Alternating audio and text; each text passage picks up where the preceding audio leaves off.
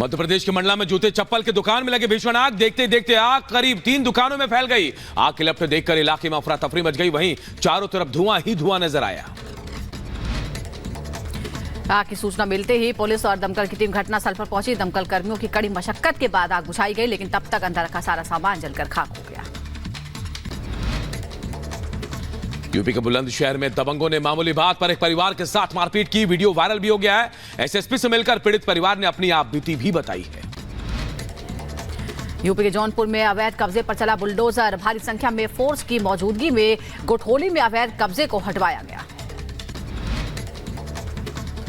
लोकसभा चुनाव के तीसरे चरण की वोटिंग पूरे 63% से ज्यादा मतदान। असम में सबसे ज्यादा 77% वोटिंग तो गुजरात और उत्तर प्रदेश में सबसे कम 57% मतदान। केंद्रीय मंत्री स्मृति ईरानी की राहुल गांधी को कड़ी चुनौती। रिपब्लिक भारत से बातचीत में कहा, हिम्मत है तो राम मंदिर को हाथ लगाकर दिखाएं। राम भक्त दूध का दूध पानी का पानी कर देंगे। मायावती ने आकाश आनंद को पदों से मुक्त किया। मायावती के फैसले पर बीजेपी ने कसा तंज। कहा, मायावती ने बसपा के मिशन को कमीशन में बदला। पीएम मोदी आज तेलंगाना और आंध्र प्रदेश में चुनावी रैलियों को संबोधित करने वाले हैं। सबसे पहले तेलंगाना में श्री राजा राजेश्वरी स्वामी मंदिर में दर्शन पूजन करेंगे। इसके बाद करीमनगर और वारंगल में जनसभाओं को संबोधित करेंगे। तेलंगाना के बाद पीएम मोदी आंध्र प्रदेश के अन्नामया में एक चुनावी सभा को संबोधित करेंगे। शाम 7 बजे विजयवाड़ा में करेंगे रोड शो। गृहमंत्री अमित शाह आज यूपी की 3 लोकसभा सीटों पर करेंगे चुनाव प्रचार। लखीमपुर खीरी, हरदोई और कन्नौज में चुनावी जनसभाओं को करेंगे संबोधित। दिल्ली के आप विधायक अमानतुल्लाह खान के बेटे की गुंडागर्दी सामने आई। नोएडा में पेट्रोल पंप पर मारपीट करते सीसीटीवी कैमरे में कैद। यूपी पुलिस ने केस किया दर्ज। मध्य प्रदेश के भिंड में मतदान को लेकर भिड़े 2 गुट। जमकर चले लाठी डंडे और पत्थर। दोनों गुटों के कई लोग जख्मी, अस्पताल में कराए गए भर्ती।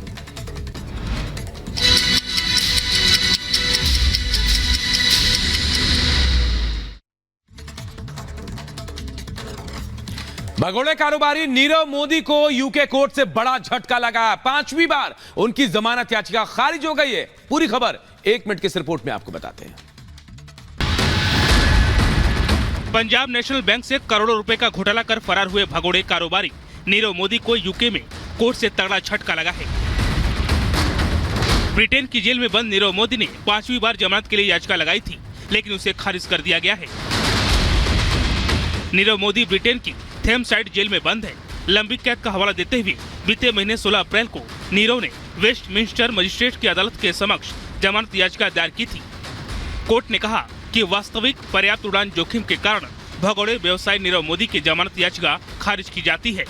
इसी साल मार्च में नीरव मोदी को लंदन हाईकोर्ट से झटका लगा था। कोर्ट ने उसके लंदन स्थित बंगले को बेचने की परमिशन दी थी। यह आलीशान बंगला सेंट्रल लंदन के मेरिलबोन में है। इसमें उसका परिवार रहता है। कोर्ट ने कहा कि इस बंगले को 5.5 मिलियन ब्रिटिश पाउंड से कम पर नहीं बेचा जा सकता है। Bureau report, Republic Bharat.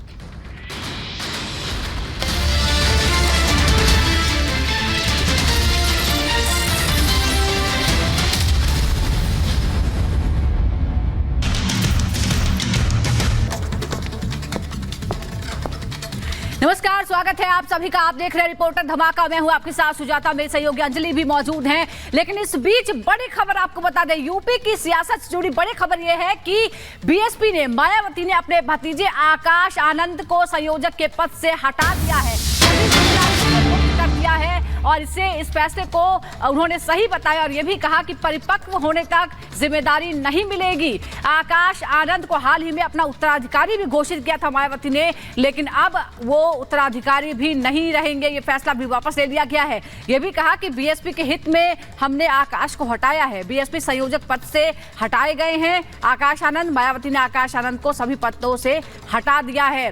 तो ये चुनावों के बीच एक बड़ा उलटफेर देखने को मिला है, क्योंकि आकाश आनंद को अपना उत्तराधिकारी घोषित किया। वो लगातार चुनाव प्रचार भी कर रहे थे, लेकिन अचानक बीती रात को यह फैसला लिया जाता है। बीएसपी कोऑर्डिनेटर के पद से आकाश को हटा दिया गया।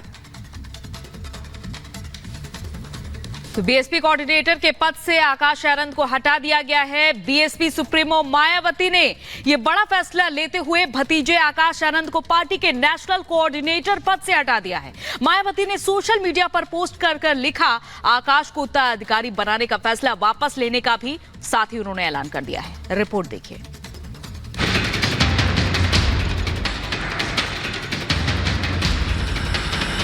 मायावती सख्त, नब गए आकाश। भतीजे से छीन ली सभी जिम्मेदारी।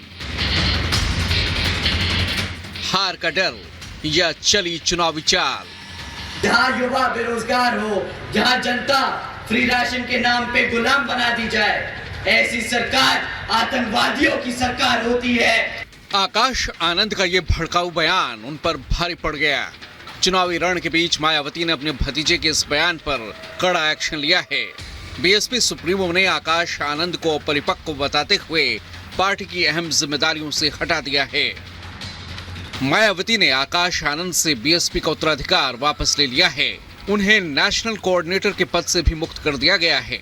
सोशल मीडिया पर इसकी जानकारी देते हुए मायावती ने लिखा कि बीएसपी एक पार्टी के साथ ही बाबा साहब डॉक्टर भीमराव अंबेडकर के आत्मसम्मान और स्वाभिमान के साथ ही सामाजिक परिवर्तन का भी मूवमेंट है, जिसके लिए कांशीराम जी और मैंने खुद अपनी पूरी जिंदगी समर्पित की है और इसे गति देने के लिए नई पीढ़ी को भी तैयार किया जा रहा है। इसी क्रम में पार्टी में आने लोगों को आगे बढ़ाने के साथ ही आकाश आनंद को नेशनल कोऑर्डिनेटर और अपना उत्तराधिकारी घोषित किया। लेकिन पार्टी और मूवमेंट के व्यापक हित में पूर्ण परिपक्वता आने तक अभी इन्हें इन दोनों अहम जिम्मेदारियों से अलग किया जा रहा है। मायावती के इस कदम के बाद राजनीतिक गलियारों में कई तरह की अटकलों का बाजार गर्म है। तो बीजेपी कह रही है कि मायावती ने बीएसपी के मिशन को कमीशन में बदला है, लेकिन क्या मायावती परिवारवाद से मुक्त हो पाएंगी? आकाश आनंद जिस तरह से गैर जिम्मेदाराना बयान दे रहे थे और भारतीय जनता पार्टी को लेकर के जिस तरह की अपमानजनक टिप्पणी उन्होंने की थी, जनता के बीच में उनका बहुत आक्रोश इसको लेकर के पनपा था। मायावती जी, जो बहुजन समाज पार्टी एक मिशन के रूप में माना करती थी, जो बाद में कमीशन में तब्दील हो गया है, क्या इसमें कोई बदलाव कर पाएंगी? क्या वो परिवार के इतर फिर पार्टी की कमान किसी सामान्य दलित को देकर के पार्टी को आगे बढ़ा पाएंगी? अभी माहौल चुनावी है और इसी चुनावी माहौल में प्रचार के दौरान नेताओं के बयान की धार नुकीली होती जा रही है, जो सीतापुर में आकाश आनंद के बयान में भी नजर आ रहा था। आप भी आकाश आनंद का वो भड़काऊ बयान सुनिए, जिस पर फिलहाल मायावती ने एक्शन लिया है। जो अपने युवा साथियों को, युवाओं बच्चों को बेरोजगार रखे, जहां बच्चे भूखे रहे, जहां बहन बेटियों पे अत्याचार हो, जहां युवा बेरोजगार हो, जहां जनता फ्री राशन के नाम पे गुलाम बना दी जाए, ऐसी सरकार आतंकवादियों की सरकार होती है। ऐसी सरकार तालिबान अफगानिस्तान में चलाता है। अब इसे हार का डर कहें या फिर अपने भतीजे आकाश आनंद को हटाकर चली गई चुनावी चाल। सोच और सच्चाई चाहे जो भी हो, चुनावी दंगल के बीच उठाए गए इस कदम पर सियासत तय है। Bureau report, Republic Bharat. और इसी खबर पर हमारे साथ हमारे सहयोगी अजय दुबे हमारे साथ जुड़ गए। अजय, क्या वाकई अपरिपक्व है आकाश या फिर कोई और रणनीति है मायावती की जिसके तहत ये कार्रवाई की गई है?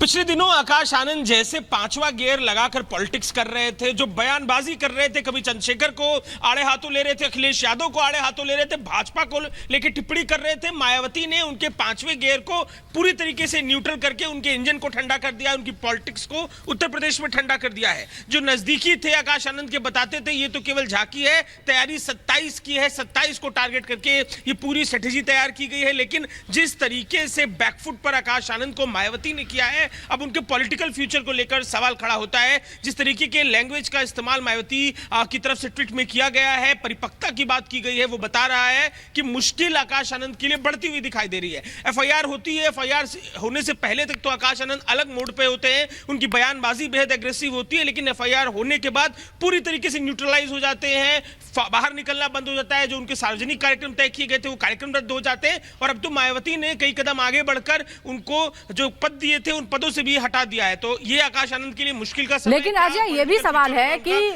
जो हाल बीएसपी का पिछले कुछ चुनावों में है, लगभग पार्टी मरनासन हो चुकी है और लोगों को ये लगा कि अब एक युवा नेता आया है, पार्टी में जान फूंकने की कोशिश करेगा, मायावती बैकसीट ले लेंगी और आकाश आनंद पार्टी को आगे बढ़ाने का काम करे। उन्होंने जिस तरह की बयान उन्होंने दिए, जिस तरह से लोगों को जोड़ने की कोशिश की, ऐसा लगा कि शायद कुछ होगा, लेकिन ये तो अपनी ही पार्टी को नुकसान पहुंचाने वाला कदम नहीं है मायावती का।